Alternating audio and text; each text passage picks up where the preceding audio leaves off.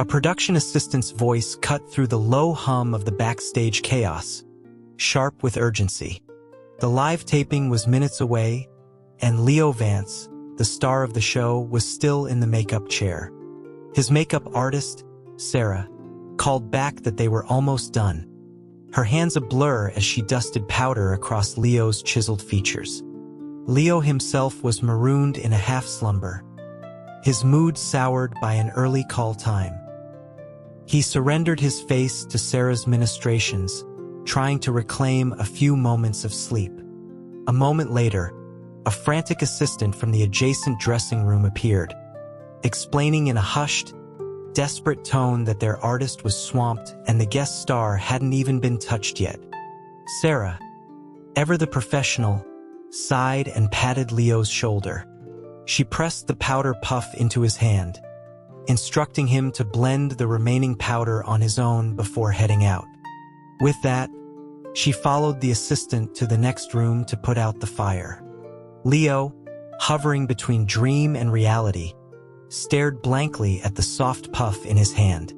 He dabbed it against his face a few times without precision, figuring his kind of handsome didn't require much work anyway, then tossed it aside to drift off again. When the PA returned to summon him, Leo's personal assistant took one look at him and pointed out discreetly that the powder on the right side of his face was uneven. Fully awake now and horrified at the thought of appearing anything less than flawless on camera, Leo snatched the small, plump puff again. He walked towards the stage, simultaneously dabbing at his cheek. Amidst the flurry of pre-show activity, with nowhere else to put it, he stuffed the little powder puff into the inner pocket of his blazer. The wrap party for his latest blockbuster had been a blur of champagne and congratulations.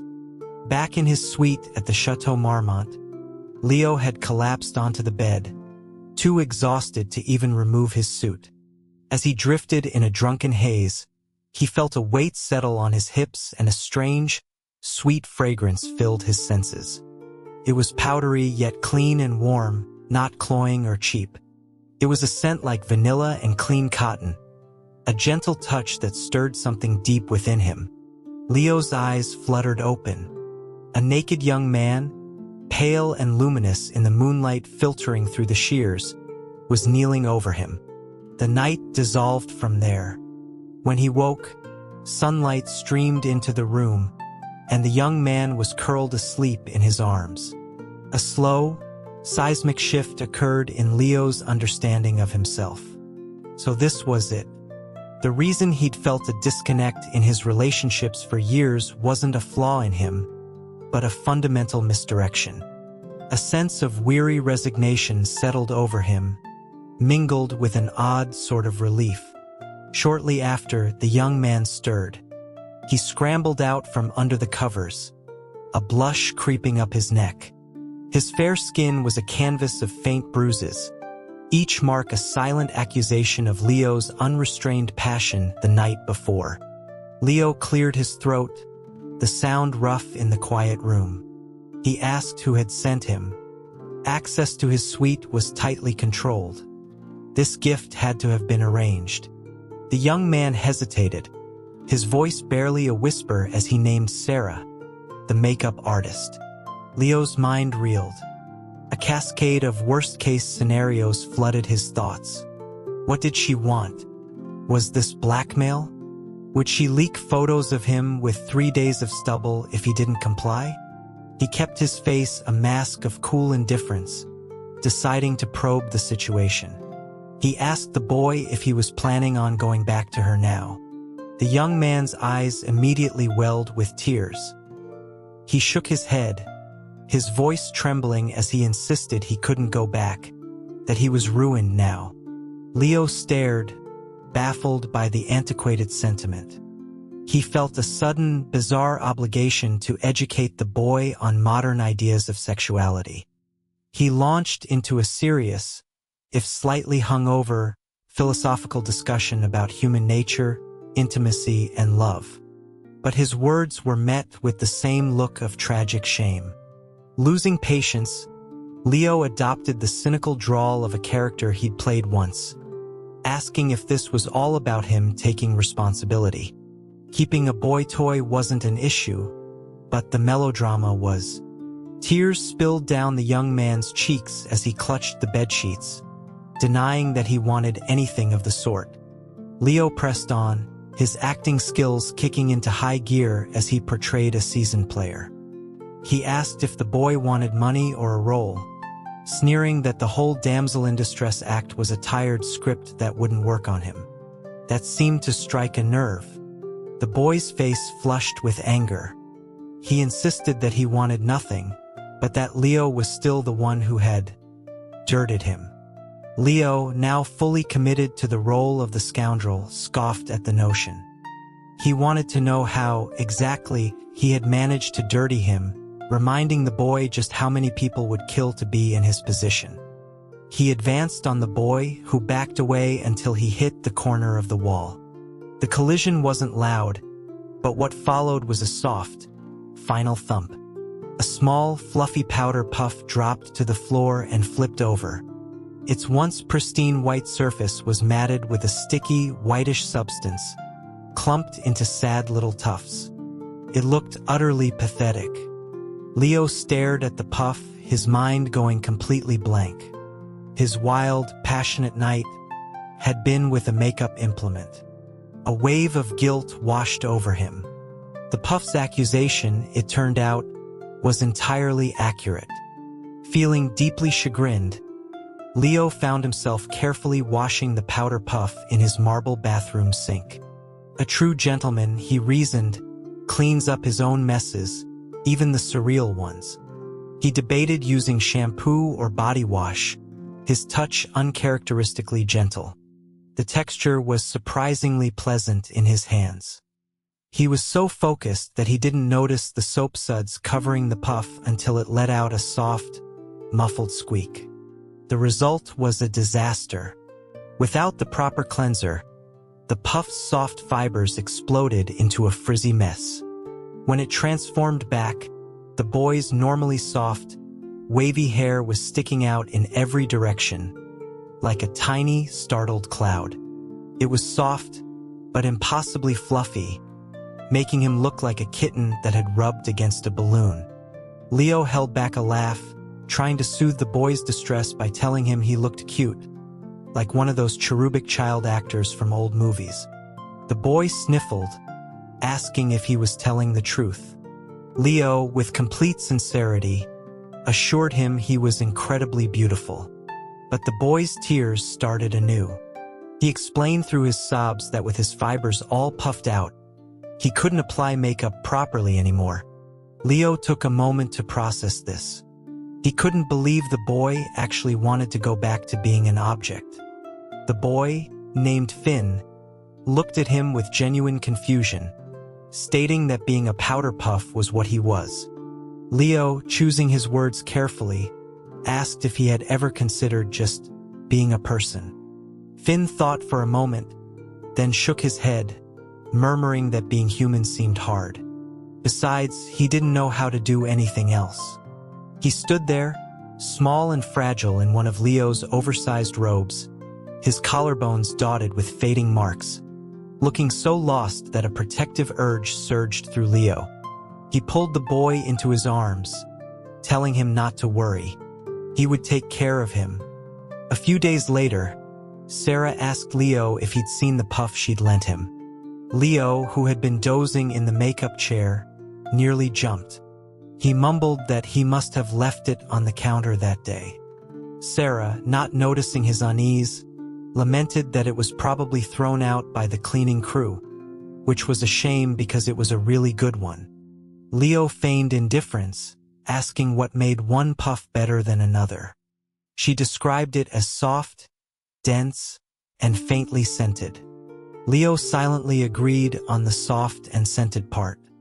He then feigned a casual interest, asking if such tools could be reused. Sarah confirmed that good ones were expensive and just needed to be washed. He inquired if there was a special cleanser for them. She rattled off a brand name, looking at him strangely for asking. Leo just shrugged, claiming curiosity. That evening, armed with the correct cleanser, Leo performed the ritual again. Finn's soft waves returned to their former glory. Overjoyed, Finn threw himself into Leo's arms, his smooth legs wrapping around Leo's waist as he nuzzled his neck. One thing led to another, and the man who had just opened the door to a new world became a beast once more. Afterwards, as Finn lay panting and teary-eyed, calling him a big bad wolf, Leo felt a mix of guilt and adoration, soothing him with kisses and gentle caresses. He never thought he, Leo Vance, would fall for a powder puff, but he had to admit, Finn was impossibly sweet and soft. Word began to circulate that Leo was no longer single.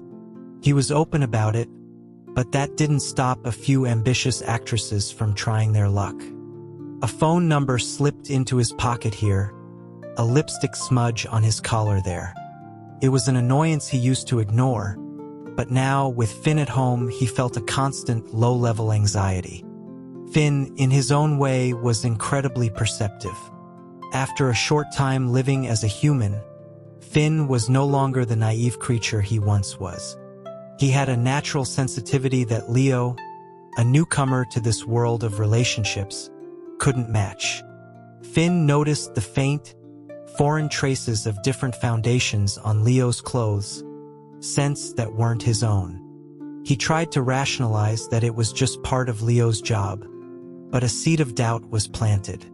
The fact that Leo never let him visit the set made it worse. Finn's small, pale face grew paler with worry. One morning, Leo woke early for his call time to an empty space beside him in bed. He called Finn's name a few times with no answer. On the living room coffee table, he found a note. Went to the coffee shop in Silver Lake. Leo was puzzled. It was far too early for the place to be crowded. He called Finn's phone, but it went straight to voicemail. He sent a text telling him to be safe and to call him back, then left for the studio with a feeling of unease. By evening, there was still no word. Leo's unease grew into genuine fear. He left work early and rushed home to an empty apartment. He called Finn's phone repeatedly until, in desperation, he found it under a pillow, switched to silent mode. His message from the morning remained unread. Finn was missing. Without any legal identification, Leo couldn't even file a police report. He spent the night calling in favors, asking well-connected friends to discreetly spread the word with a photo. Who's this kid, Leo? He's beautiful, his agent's voice was cautious. My partner, Leo had replied, the words feeling both terrifying and true. Leo took a week off, a first in his career. He spent every day searching Finn's favorite places. The owner of the coffee shop didn't recognize the boy in the photo. Security footage from their building showed no sign of Finn leaving that morning. The possibilities that ran through Leo's mind were horrific. His heart felt like it was being torn to shreds. A week later, with no news, Leo was a wreck. He hadn't slept more than a few hours a night, surviving on whiskey and nicotine. He returned to set looking gaunt and haunted. Leo, my God, you have to give me something to work with, Sarah cried, chewing her nails in anxiety. How am I supposed to make this look good? Leo sat listlessly, his mind a fog of despair. He looked at Sarah, his voice raspy, and asked her again about the powder puff she'd lost. Her face lit up. She said she'd found it a while back. Leo's heart hammered against his ribs faster than it had when he won his first Oscar. After she left, his hands trembled as he rummaged through her makeup kit and found the compact. He took a deep breath and opened it. Inside, the small, white puff lay perfectly still. As he stared, tears streamed down Leo's face.